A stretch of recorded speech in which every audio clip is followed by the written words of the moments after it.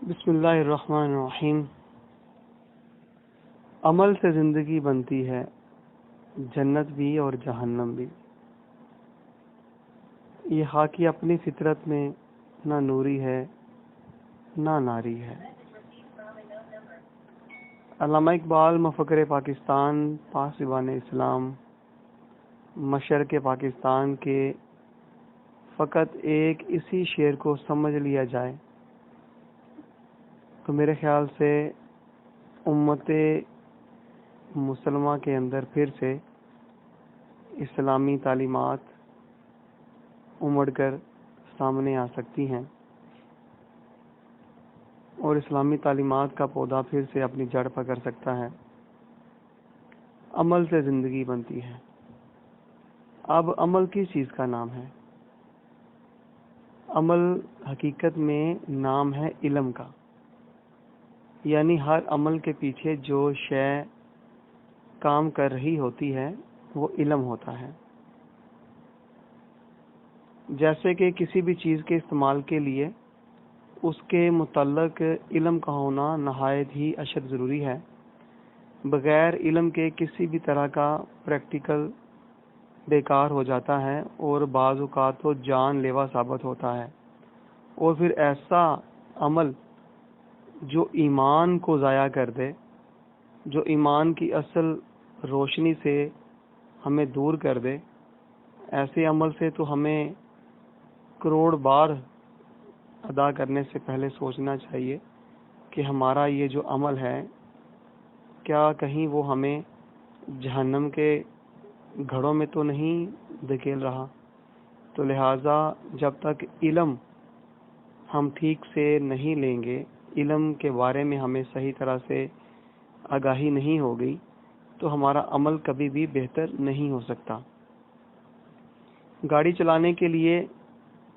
اس کا علم ہونا ضروری ہے کہ گیئر کسے کہتے ہیں، بریک کسے کہتے ہیں، اور اسی طرح سے اگر ہم لوگ غور کریں تو علم نہ ہونے کی صورت میں گاڑی چلائی ہی نہیں جا سکتی، اور اگر کوئی بغیر گاڑی چلانے کے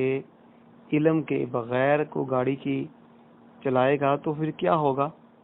سوائے حادثے کے اور کچھ بھی نہیں ہوگا۔ وہ خود بھی مرے گا، اور اگر اس کے ساتھ اور بھی افراد شامل ہیں تو انہیں بھی لے ڈوبے گا۔ اسی طرح سے ہر چیز کا علم سیکھنا سب سے پہلے نہایت اشد ضروری ہے۔ نماز کی ادائیگی کے لیے نماز کے احکامات کا علم ہونا ضروری ہے، وگرنہ عمل میں درستگی آ ہی نہیں سکتی۔ الغرض دنیا کا کوئی بھی کام بغیر علم کے درست طریقے سے سر انجام نہیں دیا جا سکتا۔ ہر عمل کے پیچھے علم جو ہے وہ کاربند ہوتا ہے، اور آج انتہائی جو غور طلب بات ہے کہ آج معاشرہ جو کافرانہ طرز عمل کا عملی نمونہ پیش کر رہا ہے، تو ساتھیوں اس کے پیچھے کبھی ہم نے سوچا کہ کون سے علم کام کر رہے ہیں؟ جی ہاں، یقیناً آپ ضرور میری بات سے متفق ہوں گے کہ آج پوری امت مسلمہ بالعموم اور پاکستان کے مسلمان بالخصوص ہر کسی دوسرے شخص کو اپنے بچوں میں یہ چیز دیکھنا ہے کہ وہ اسکول و کالج کی تعلیم سے کس قدر مزین ہے، اور اعلیٰ سے اعلیٰ کلاسیں کون زیادہ سے زیادہ نمبروں کے ساتھ پاس کرتا چلا جا رہا ہے۔ اسکول و کالج کے جو علم ہم اپنے بچوں کو سکھا رہے ہیں وہی عمل تو ہمیں معاشرے میں نظر آ رہے ہیں، حتیٰ کہ حکمران جو کہ اعلیٰ تعلیم یافتہ ہوتے ہیں اور باہر کے ممالک سے وہ علوم حاصل کر کے آتے ہیں، تو آپ دیکھ لیجئے کہ دین اسلام کی حقیقت میں وہ اس قدر دور ہو چکے ہوتے ہیں کہ وہ شریعت مصطفیٰ کے نام سے ہی ان کی جان جاتی ہے۔ تو ساتھیوں، جس طرح اسکول و کالج میں رائج سازشی نظام تعلیم آج پوری امت مسلمہ کو دیمک کی طرح چاٹ رہا ہے، یہی وہ علم ہے جس کے عملی اثرات پوری امت مسلمہ میں سرایت کرتے چلے جا رہے ہیں۔ ظاہر ہے جس کو جیسی تعلیم دی جائے گی وہ ویسے ہی اپنے پر پھول نکالے گا اور ویسے ہی وہ معاشرے میں اپنے اثر رسوخ دکھاتا چلا جائے گا۔ علم جب کافر کا ہوگا تو سادہ سی بات ہے کہ عمل رسول کریم صلی اللہ علیہ وآلہ وسلم کا عام ہو ہی نہیں سکتا،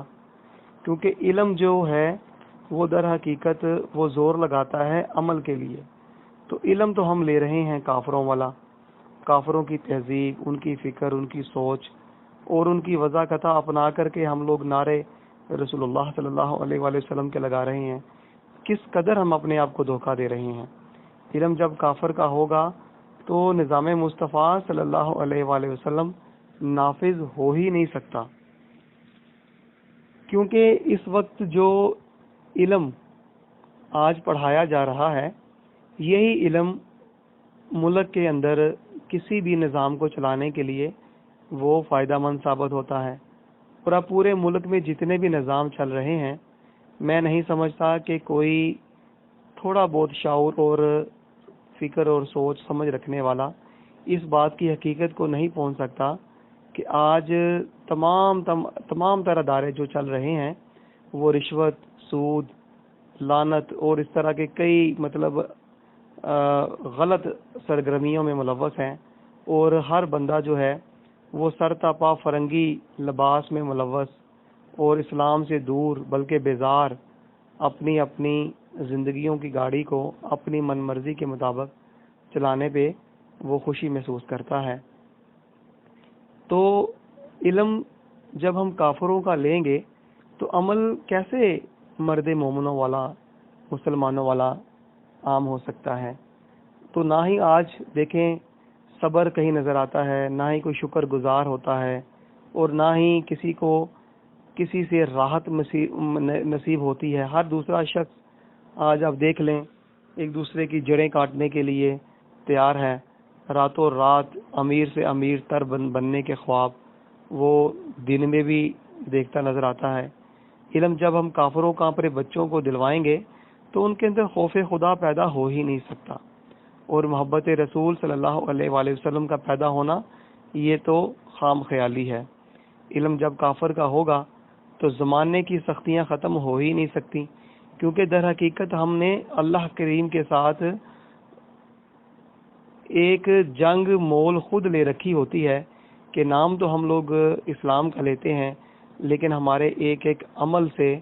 یہودیت، فرنگیت اور عیسائیت جو ہے نا وہ چھلکتی ہے، اور نظر بھی آتی ہے کہ ہر دوسرا شخص یہ کہنے پہ مجبور ہے کہ ہم تو صرف بھائی نام کے مسلمان ہیں، کام کے نہیں رہے۔ ظاہر ہے علم جب کافر کا ہوگا تو نہ والدین کی عظمت، رشتہ داروں سے حسن سلوک کا جذبہ پیدا ہوگا، اور نہ ہی ان کے اندر وہ جذبے پیدا ہوں گے جس کے لیے ہمارے معاشرے میں صلہ رحمی کا جو جذبہ ہے وہ ہر طرف عام ہوتا نظر آئے۔ علم جب کافر کا ہوگا تو فکر و عمل میں اسلامی طرز عمل نظر آ ہی نہیں سکتا۔ آج ہمارے بچوں کی وضاحت دیکھ لیجئے، ہماری بہنوں بیٹیوں کے لباس، ان کے کردار، ان کے قول و فعل کے اندر جو چیزیں راسخ ہو چکی ہیں، شاید کہ ہماری ان پڑھ مائیں بھی ان چیزوں کا تصور بھی نہ کر سکتی تھیں۔ ظاہر ہے علم جب کافر کا ہوگا تو بیٹی میں شرم و حیا امت کی ماؤں جیسی نظر آ ہی نہیں سکتی۔ اگر یہ چند جو چیزیں میں نے آپ لوگوں کو توجہ دلوائی ہے، آپ خود اس کا غور سے مشاہدہ کریں تو آپ دیکھ لیجئے کہ آج مسلمانوں کی بہنوں بیٹیاں گھروں سے باہر جن لباس میں آتی ہیں وہ گھروں میں بھی انہی لباس میں بیٹھی ہوتی ہیں، تو انہی لباس میں جب وہ باہر آتی ہیں تو ان کے نزدیک گھر اور باہر